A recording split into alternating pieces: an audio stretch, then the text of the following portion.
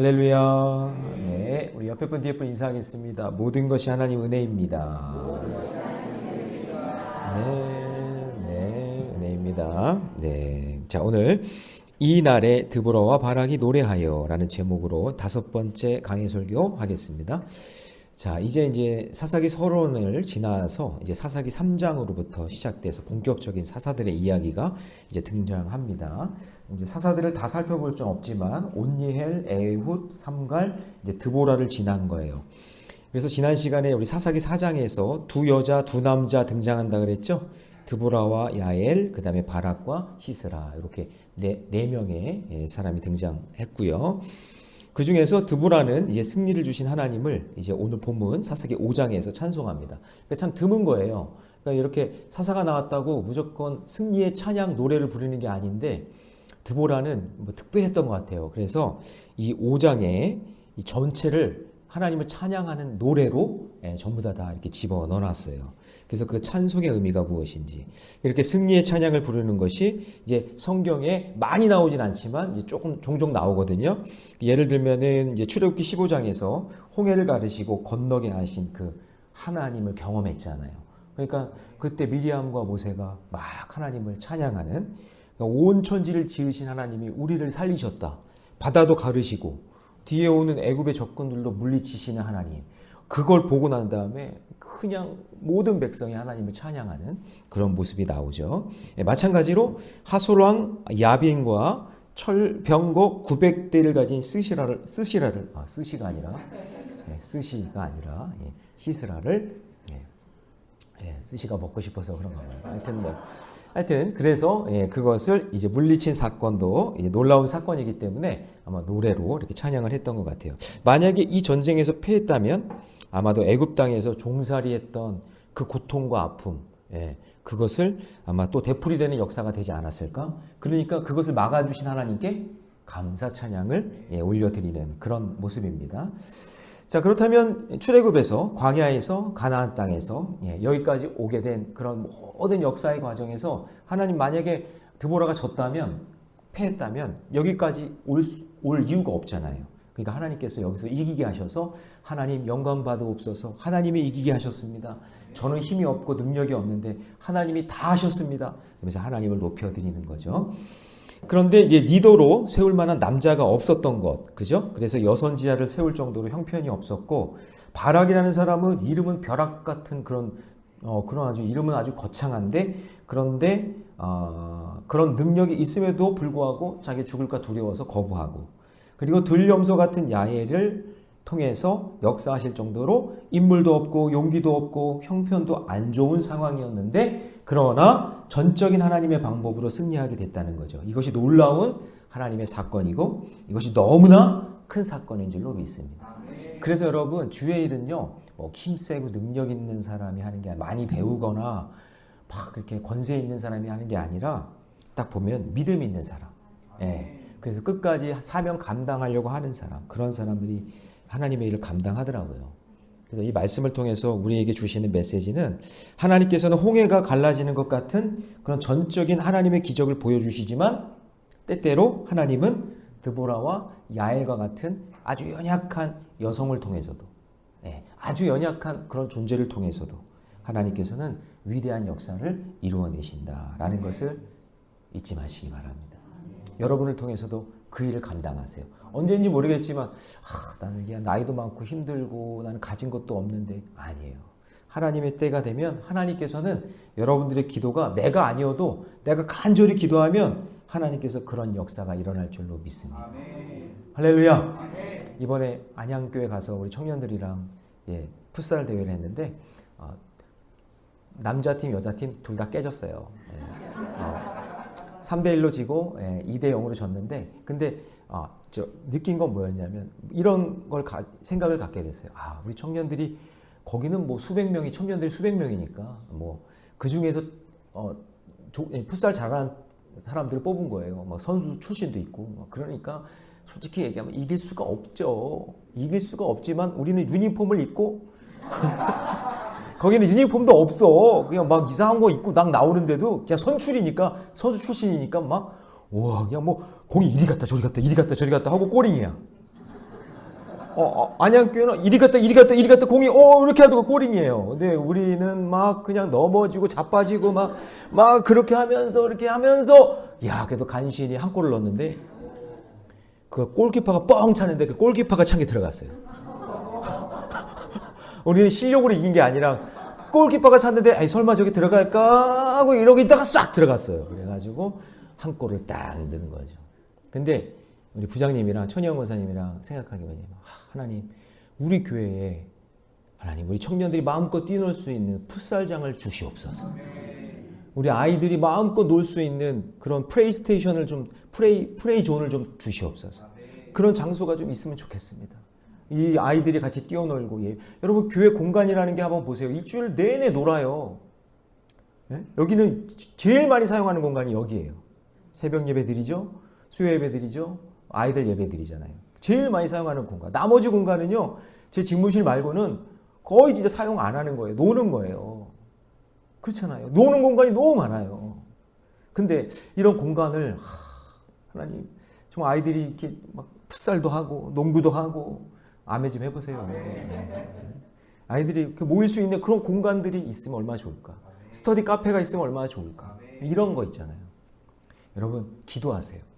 기도하고 제가 당장 그렇게 할 수 있는 능력도 없고 그런 형편도 우리 교회는 안 되지만 하나님께 기도하면 하나님께서 그런 일들을 뜻을 하나님께서 아셔서 할렐루야 옆에 병원을 우리가 사든가 하여튼 어디를 어떻게 하든가 하나님이 놀라운 역사를 이루어 주실 걸 믿고 그럴 때 이런 일들을 이루어 주신 그 하나님께 우리가 높이 찬양하는 그날이 오게 될 줄로 믿습니다. 이게 여러분 우리 교세를 확장하고 우리가 돈 많이 벌려고 그게 아니라 하나님의 일을 하기 위해서 생명 살리는 일을 하기 위해서.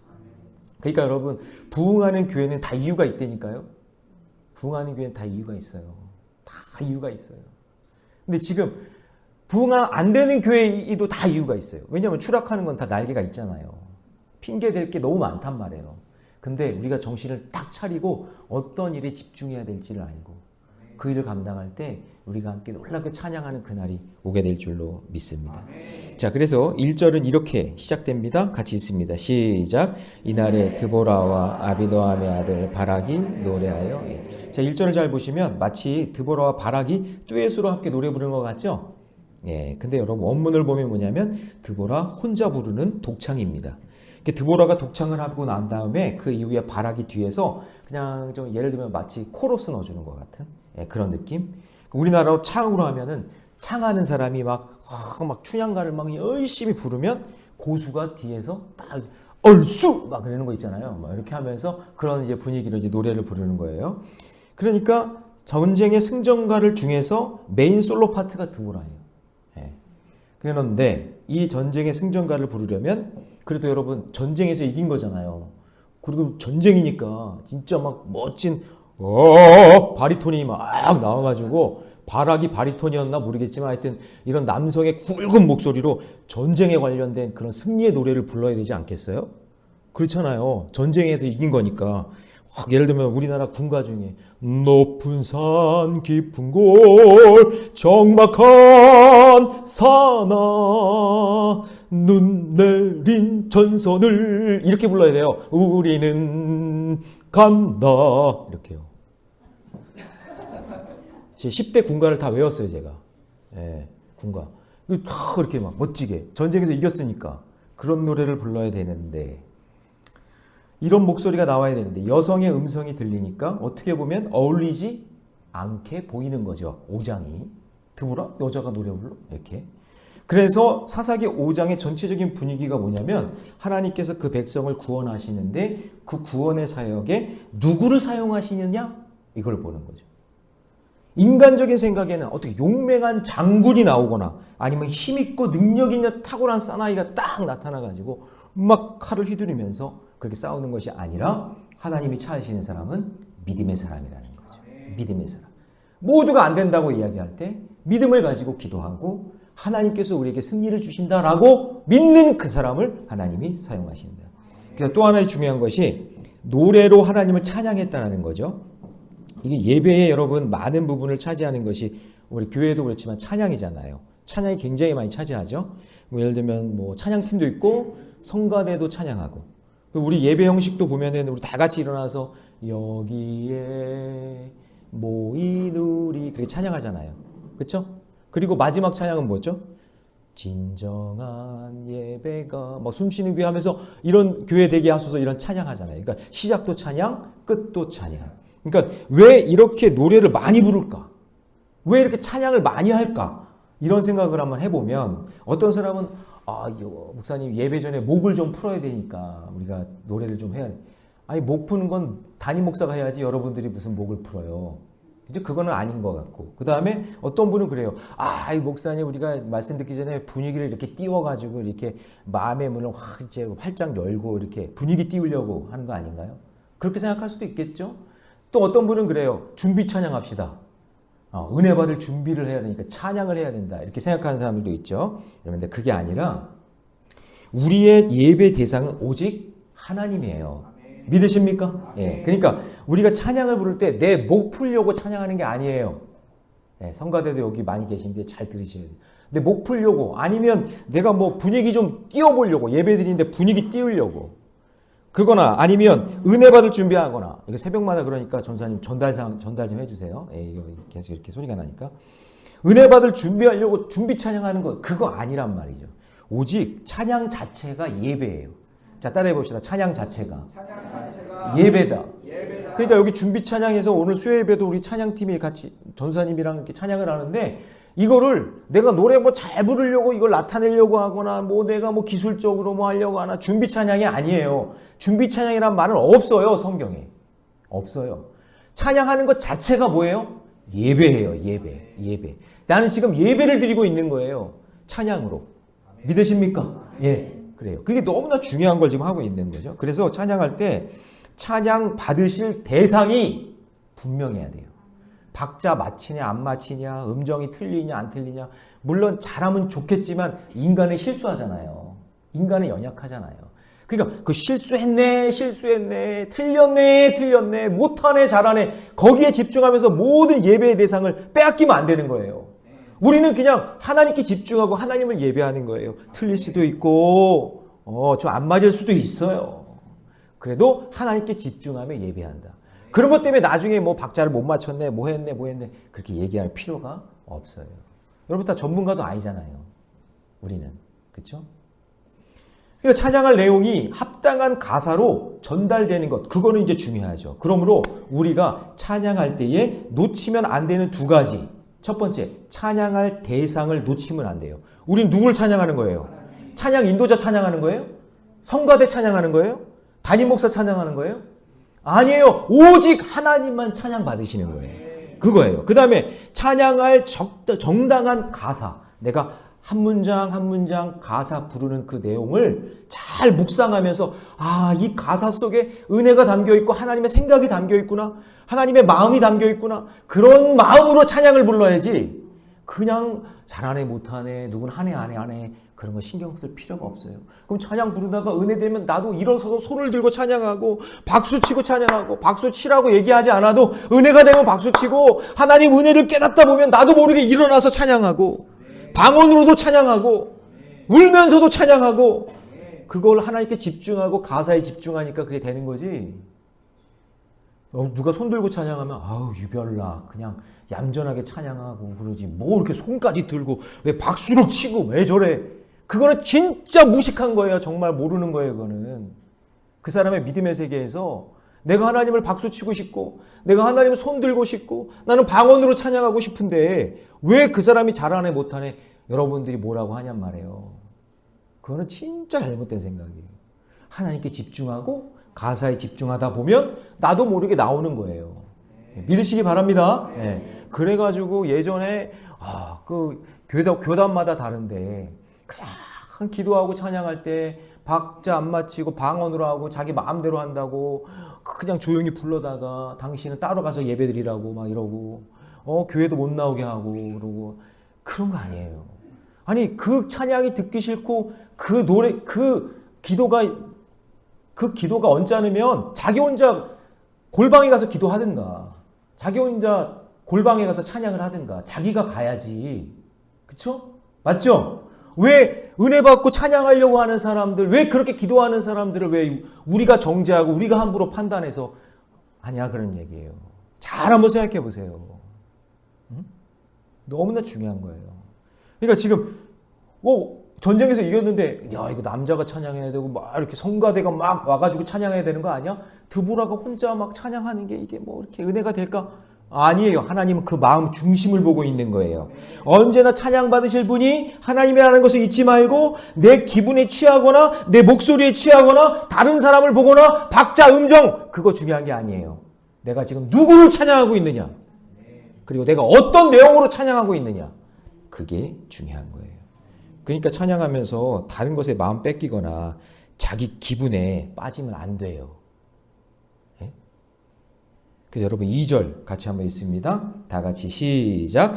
이스라엘의 영솔자들이 영솔하였고 백성이 즐거이 헌신하였으니 여호와를 여기 영솔이라는 말은 뭐냐면 전쟁에 참여한 부하들의 순종을 이야기하는 거예요. 그러니까 전쟁에 참여한 그 부하들이 열심히 순종했다 그 얘기죠. 그리고 함께 참여한 백성들이 즐거이 헌신하면서 그래서 여호와를 어떻게 했어요? 찬송했다 그 얘기예요. 그렇다면 전쟁의 부하들과 백성들이 찬양을 받아야 하는데 여러분 생각해 보세요. 전쟁에 나가서 싸운 영솔들이나 전쟁에서 헌신한 그 백성들이 찬양을 받아야 되는 거 아니에요? 와 당신들 멋지다고 어떻게 전쟁에서 이겼냐고 하면서 그런 사람들을 찬양해야 되는 게 맞는데 그게 아니라 그런 사람들이 헌신했으니 누가 찬양을 받아요?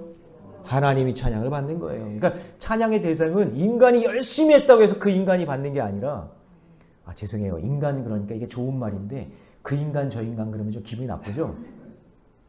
사람이 받는 게 아니라 누가 받아요? 그래요. 여러분 그래서 절대 여러분 기분 나빠하지 마세요. 교회에서. 아유 저 사람이 내 영광 가로쳤네. 아유 저 사람이 나를 힘들게 하네. 그 자꾸 사람 보니까 그래요. 나는 오늘 예배 드리면서 나는 교회에서 뭘 봉사를 하든 뭐 모임을 갖든 아니면 뭐 속회를 하든 선교회 모임을 하든 뭐 탁구를 치든 뭘 하든 나는 오직 하나님께만 영광 돌리는 거예요. 예, 하나님께만. 그냥 다른 거에 자꾸 마음 뺏기고 자꾸 그냥 다른 거에 그냥 집중하다 보니까 하나님 잊어버리고 사람 말에 자꾸 들려서 마음 뺏기고 상처받고 괴로워하는 거예요. 예. 누가 영광을 받으셔야 되는지. 누가 도대체. 예. 그래서 여러분 이 드보라의 찬양 속에요. 찬양의 대상이 분명하잖아요. 모두 누구를 바라보며 찬양하고 있어요? 하나님만 바라봐요. 하나님만 바라보. 찬양 드보라가 받는 게 아니라 하나님만 바라보면서 찬양하는 거예요.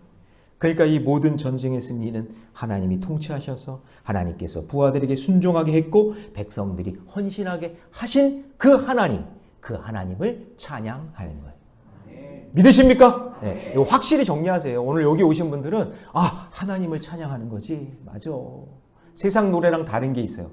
세상 노래랑 다른 게 우리 찬양은 누구를 찬양한다? 하나님을 찬양한다. 그래서 사람들 눈에는요, 사람들이 다 한 것 같지만 실제로 이 싸움은 사람의 싸움이 아니라 하나님께서 통치하신 싸움이라는 것을 찬양하고 있는 거예요. 그러니까 자존심 상할 필요도 없고요, 마음 아파할 필요도 없어요. 나의 모든 헌신과 나의 노래와 모든 대상은 하나님께만 가는 거니까. 할렐루야. 네. 오늘 반주를 한 것도 누구를 찬양한 거야? 오늘 드럼을 막 친 것도 하나님을 찬양한 거예요. 이거 드럼을 친다고 내 스트레스 풀려고 드럼 치나? 하면서 막 그거 아니잖아요. 내가 이렇게 하는 게 뭐예요? 하나님께 영광 돌리고. 그거예요, 그거. 이걸 잊어버리면 안 돼요. 그래서 사사기의 특징은 사산의 사이클이라고 했는데 하나님께서 단발적인 구원자를 세워주셔서 이스라엘 모든 백성들이 누구만 찬양하게? 하나님만 찬양하게. 그래서 우리는 모두 성경 내용 속에서 구속사의 관점으로 우리도 하나님을 찬양하는 그게 우리가 누구를 찬양하냐? 나를 구원해 주신 예수 그리스도를. 이 땅의 영원한 구원자 되시는 예수님이 오셔서 우리를 구원해 주시는 그 하나님의 구원의 방법을 단발적으로 사사를 통해 보여주고 우리는 지금 이 시대에 살고 있는 우리는 영원히 우리의 구원자가 되시는 그 주님을 바라보며 그분을 찬양하는 거예요. 그러니까 여러분 성탄절에 이번에 더 스토리 오브 내용에서 여러분 앞에 나와서 뭐 반짝반짝한 것도 쓰고 뭐 이렇게 막 댄스도 하고 뭐 이런 거 다 하겠지만 거기에 결론은 누구를 예배하는 거예요? 누구를 찬양하는 거예요? 그거 예수님. 우리를 구원해 오신 예수님을 성탄절에 찬양하는 거죠. 성탄이 뭐예요? 말을 한번 생각해 보세요. 성탄이 뭐예요? 연탄의 형이 성탄인가? 그게 아니라 거룩하신 그분 예수 그리스도가 이 땅에 오신 것을 찬양하는 것이 성탄절이잖아요. 그러니까 모든 걸 준비할 때 예수님 찬양한다는 그 마음으로 준비를 해야 된다는 거죠. 네. 그래서 사사기 4장에 전쟁의 내용이 나와 있잖아요. 근데 사사기 5장에는 찬양의 내용이 나오는데 여러분 보세요. 사사기 4장은 24절밖에 안 돼요. 전쟁의 내용이. 근데 사사기 5장은 찬양하는 내용이 31절까지 나와요. 그러니까 드보라의 기록은 전쟁 기록보다 뭐가 더 길어요? 찬양하는 게 더 길어요.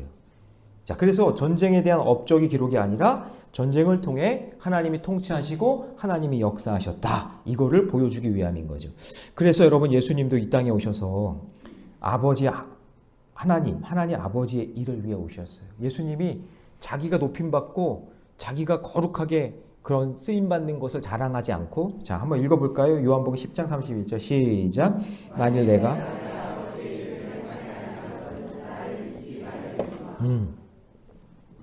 나를 믿지 말아라. 내가 아버지 일 외에 내가 딴 것을 한다 그러면 나를 믿지 말아라. 예수님이 그랬어요. 그래서 예수님은 죽으신 순간에도 이 일이 내 뜻이 아니라 누구의 뜻? 아버지의 뜻. 그래서 누가복음 22장 42절 같이 읽습니다. 시작. 이르시되 아버지여 만일 아버지의 뜻이거든 이 잔을 내게서 옮기시옵소서. 그러나 내 원대로 마옵시고 아버지 원대로 되기를 원하나이다. 우리 교회는 성탄 트리를 제가 온 다음부터 계속 축소해요. 안 해요. 왜냐하면 성탄 트리가 중요한 게 아니라 누가 찬양을 받아야 돼요? 예수님께 집중해요. 예수님께.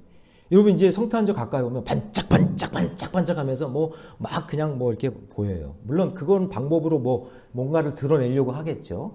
그런데 그런 성탄 트리가 중요한 게 아니라 예수님이 중요한 거예요. 거기에 집중해야 돼요.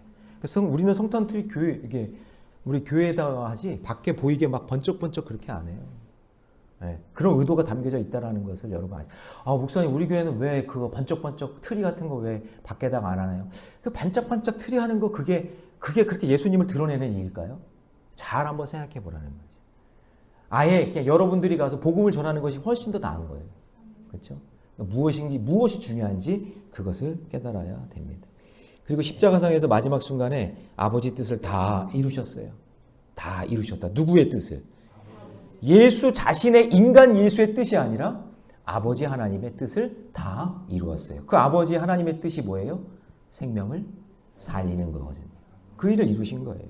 그래서 우리는 사사들의 이야기를 보면서 인간 사사들을 볼 것이 아니라 우리의 영원한 사사가 되시는 참된 구원자 예수 그리스도를 볼 수 있게 되기를 축원합니다. 3절을 같이 읽습니다. 시작. 너희 왕들아 들으라 통치자들아 귀를 기울이라 나 곧 내가 여호와를 노래할 것이요 이스라엘의 하나님 여호와를 찬송하리로다. 그러니까 세상은 왕들 통치자들의 말을 들으라고 합니다. 자기들이 주인공인처럼 살아가요. 자기들이 주인공. 여러분 요즘에 하여튼 그냥 어떤 인기 배우도 참 어려움 당하고 정치인들도 참 어려움 당하고 네, 여러분 이게 참 아쉽고 안타까운 일이잖아요. 그렇죠? 그리고 우리가 그렇게 꼭 개인의 일을 그렇게 우리가 다 매스컴을 통해서 우리가 다 막 그렇게 다 이렇게 하고 이러는 게 다 뭔가 이렇게 좀 사람들이 좀 사악하지 않아요? 본인들도 그렇고 그런 걸 막 끄집어내는 그런 사람들도 그렇고. 네, 여러분 우리가 세상의 왕들, 세상의 통치자들의 방법은요. 어떻게든지 자기에게 주목되게 만들고 자기의 뉴스에 주목하게 만들고 자기의 정당에 주목하게 만들고 그리고 세상의 가치에 주목하게 만들어요. 네. 한 번만 생각해 보면 잘 보세요. 한 번만 딱 생각해 보세요. 그거를 그렇게까지 이야 여러분 자꾸 우리 속고 있어요. 정신을 똑바로 차리고 우리 예수님께 집중해야 돼요. 성탄절에 자꾸 다른 거 집중해서 그렇대 저렇대 그러면서 우리를 흥분하게 만들고 우리를 관심 갖게 만들고 우리 계속해서 그거 검색하고 그거 보면서 예수님께 집중해야 돼요. 여러분 우리 모두 피조물이고 유한한 존재들이기에 너희가 주인공이 아니라 누가 주인공이에요? 만왕의 왕이신 여호와 하나님 예수 그리스도 그분이 주인공이라는 사실을 잊지 마시기 바랍니다. 자, 4절 같이 읽습니다. 시작. 여호와여 주께서 세일에서부터 나오시고 에돔 들에서부터 진행하실 때에 땅이 진동하고 하늘이 물에 내리고 구름도 물을 내렸나이다. 자, 하나님이 이스라엘 백성들에게 광야에 지나오면서부터 모든 만물이 다 하나님께 순종했다라고 보여줘요. 모든 만물이 순종했다. 그러니까 여러분 여기 이게 뭐냐면 광야를 지나오면서 하나님이 다 역사하셨다. 그러니까 철병거 900대가 있는 시스라가 패한 이유를 전쟁의 전략이나 그런 것 때문에 진 게 아니라 딱 한 절로 그냥 딱 한 절로 표현했잖아요. 4장에서. 자, 4장 15절 같이 읽습니다. 시작.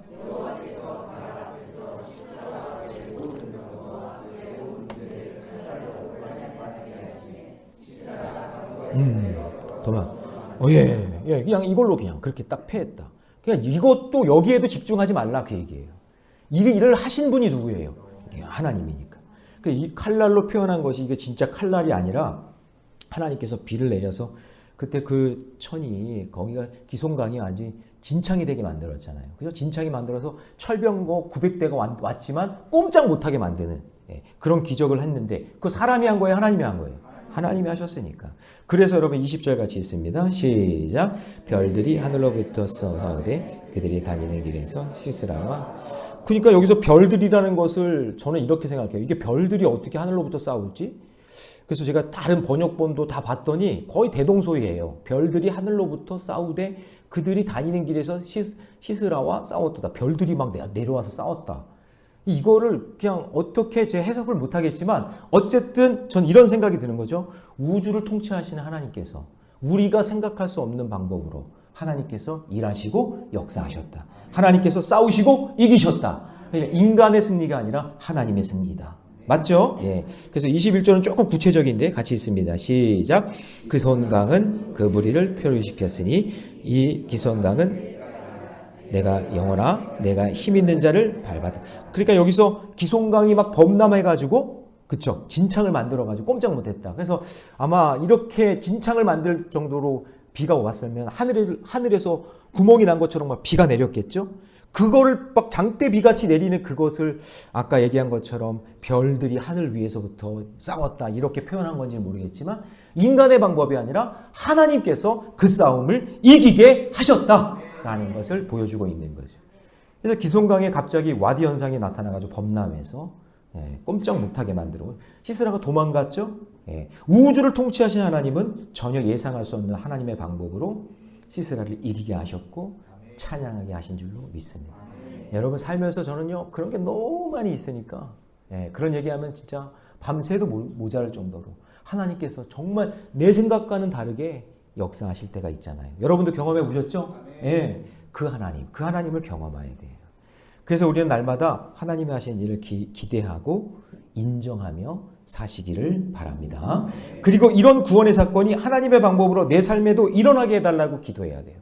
어떤 일들이 있어요. 기송강이 막힌 것 같고 그냥 철병거 900대가 나를 공격하는 것 같고 내가 할 수 있는 일이 아무것도 없는 것 같은 홍해가 가로막고 있는 그런 상황 속에 있는 것 같을 때 내 방법은 없지만 하나님께서 역사해 주시고 하나님이 인도해 주실 것을 믿습니다 하고 기도하는 자에게 하나님께서 그 길을 열어주실 줄 믿습니다.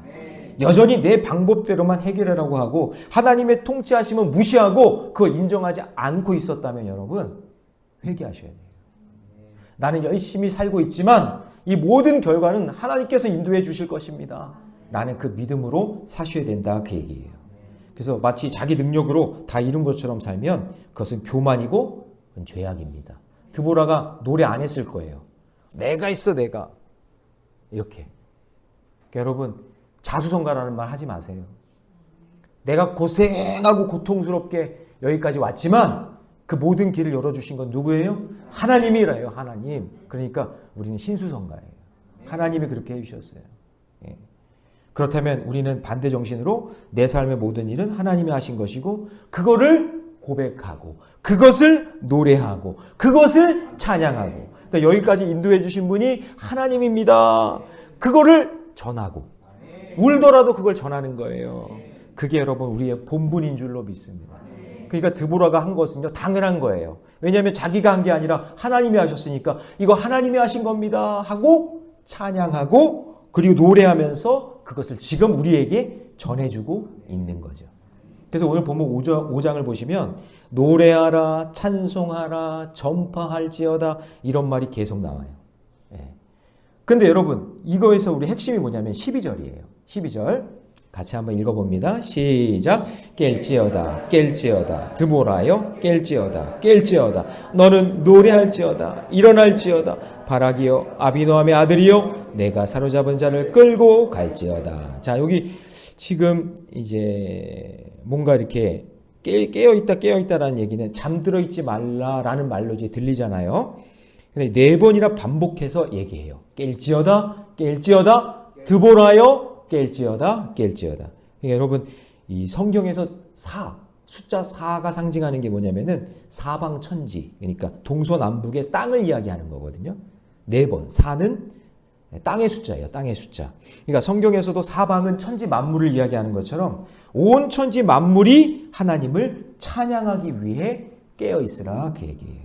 그러니까 이런 의미를 영적으로 보면 전쟁이 끝났다고 잠들지 말고 업적 뒤에 숨지 말고 주일의 말씀처럼 응답 받았다고 그 뒤에 숨지 말고 전쟁이 끝났어도 어떻게 있어라는 거예요?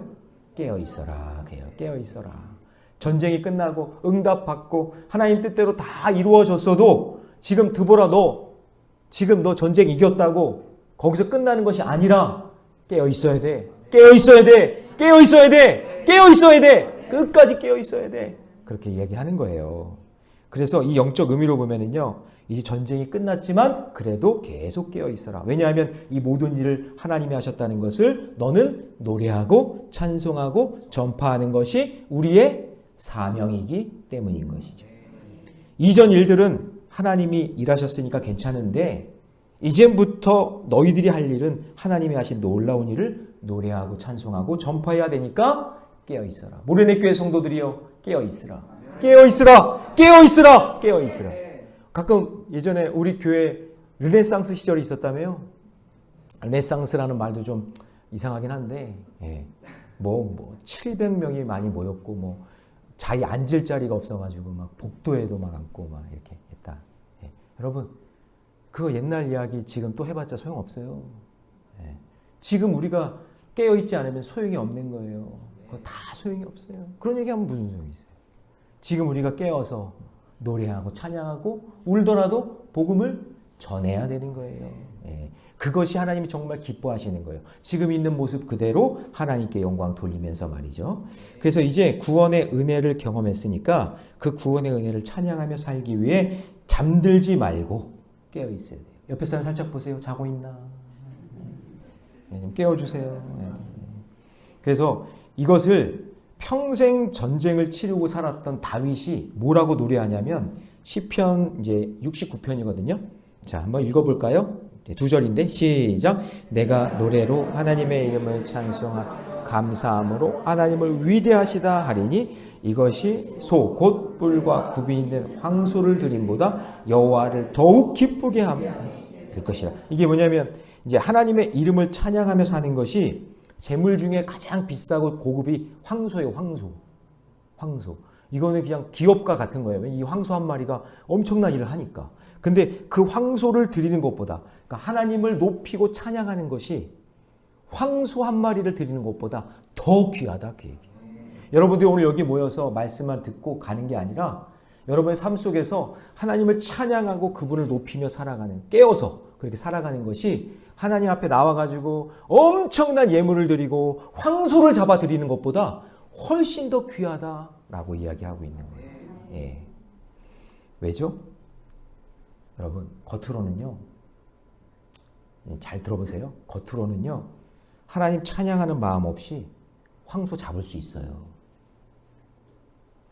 겉으로는. 은혜 받은 척하고 설교할 수 있어요. 헌금 드리고 뭐 헌신 봉사하는데요. 그렇게 건성건성 대충대충 마지못해 할 수 있어요. 근데 우리 중심은 누가 보세요? 하나님 보시잖아요. 그 중심이 뭐냐? 하나님을 높이고 찬양하는 그 마음을 하나님이 보세요. 예물을 드릴 때도 하나님을 높이는 마음으로, 간절한 마음으로 드리는 걸 주님이 다 아세요. 그래서 동전 2개를 넣는 그 여인의 마음을 예수님이 보시는 거예요. 왜냐하면 그 마음을 아시니까. 찬양하는 마음 없이 하는지, 그냥 마음의 그런 형식적으로 그냥 하는지, 하나님은 다 아시니까. 그죠? 그러므로 여러분, 찬양하는 것 자체가 예배라는 것을 잊지 마시고, 여러분의 삶이 하나님을 마음껏 찬양하는 그런 복된 하루하루가 되시기를 축복합니다. 그리고 교회에 있든지 집에 있든지 직장에서 일을 하든지 하나님을 높이고 하나님 보시기에 합당한 삶을 사셔야 돼요. 누가 보니까 찬양하고 누가 보니까 예배하고 그게 아니라 그 찬양과 예배의 삶을 통해서 우리의 다음 세대가, 여러분 우리 이웃들이 다 보고 있어요. 우리 자녀들이 엄마 아빠가 예배하는지 안 하는지 다 보고 있고요. 찬양하는지 안 하는지 다 보고 있고, 건성으로 하는지 안 하는지 다 보고 있고요. 우리 이웃들이 우리 교회가 예배하고 찬양하는 거 다 보고 있어요. 어떻게 살아가는지. 그렇잖아요? 네. 그러니까 이날에 드보라와 바락이 하나님을 마음껏 노래하는 그 삶이 우리 다음 세대에게, 이웃들에게 다 전달되어지고, 그것이 울더라도 복음으로 전해지는 역사가 있기를 주님의 이름으로 축원합니다.